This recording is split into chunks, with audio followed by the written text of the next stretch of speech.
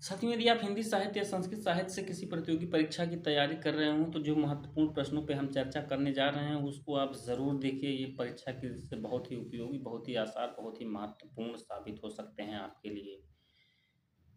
बात करेंगे उन महत्वपूर्ण प्रश्नों की। सबसे पहले मैं आपको ये बता दूँ, प्रश्न आपसे पूछने नहीं जा रहे हैं, प्रश्न आपको बताएँगे और लास्ट में एक प्रश्न पूछेंगे। अगर आप ध्यान से सुनेंगे, तो ढेर सारे प्रश्नों को सीखेंगे और उस प्रश्न का आप जवाब देने की कोशिश भी करेंगे कमेंट बॉक्स में।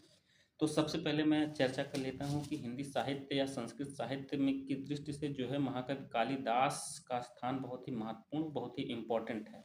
तो महात्मा कालिदास ने कुल कितने रचनाएं की संस्कृत साहित्य में? तो ये कुल रचनाओं की संख्या इन्होंने की है जो है 7।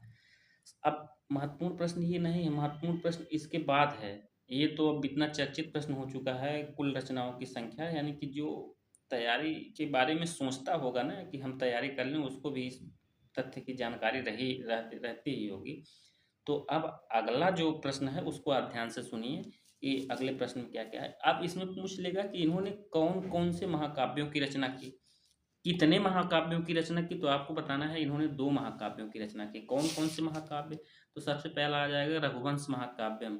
रघुवंश महाकाव्यम में एक बात आप जो है ध्यान रखेंगे वो ये कि रघुवंश महाकाव्यम में सर्गों की संख्या कितनी है? तो सर्गों की संख्या है 19। उसके बाद दूसरा महाकाव्य है इनका कुमार संभवम। अब कुमार संभवम में जो है सर्गों की संख्या कितनी है? तो कुमार संभवम में सर्गों की संख्या जो है वो है 17। रघुवंश में कितनी है? 19। अब उसके बाद इन्होंने 2 खंड काव्यों की भी रचना की। 2 खंड काव्य कौन-कौन से हैं? तो 2 खंड काव्य हैं इनके ऋतुसंहारम, इसमें है 6 सर्ग। ऋतुसंहारम के बाद आ जाएगा आपका मेघदूत। मेघदूत को बाँटा गया है 2 भागों में, पूर्व मेघ और उत्तर मेघ, ठीक है?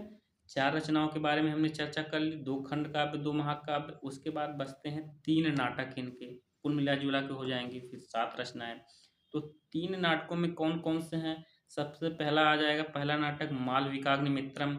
इसमें अंकों की संख्या पूछ लेगा, तो आप बताएँगे कि 5। उसके बाद आ जाएगा अगला नाटक इनका दूसरा वाला विक्रमोर्वशीयम। तो विक्रमोर्वशीयम में कुल नाटकों की कुल अंकों की संख्या हो जाएगी कितनी? 5। यानी मालविकाग्निमित्रम में भी नाटक अंकों की संख्या कितनी है? 5।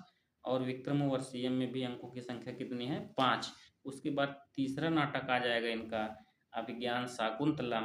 और अभिज्ञान शाकुंतलम जो है बहुत ही विश्व प्रसिद्ध और चर्चित नाटक है, तो इसके अंकों की संख्या आप ज़रूर याद रखें। तो इसमें अंकों की संख्या है 7। और अभिज्ञान शाकुंतलम से हम आपसे पूछेंगे एक महत्वपूर्ण प्रश्न, उसको आपको जवाब देना है कमेंट में। अभिज्ञान शाकुंतलम का कौन-सा अंक सबसे चर्चित और प्रसिद्ध है?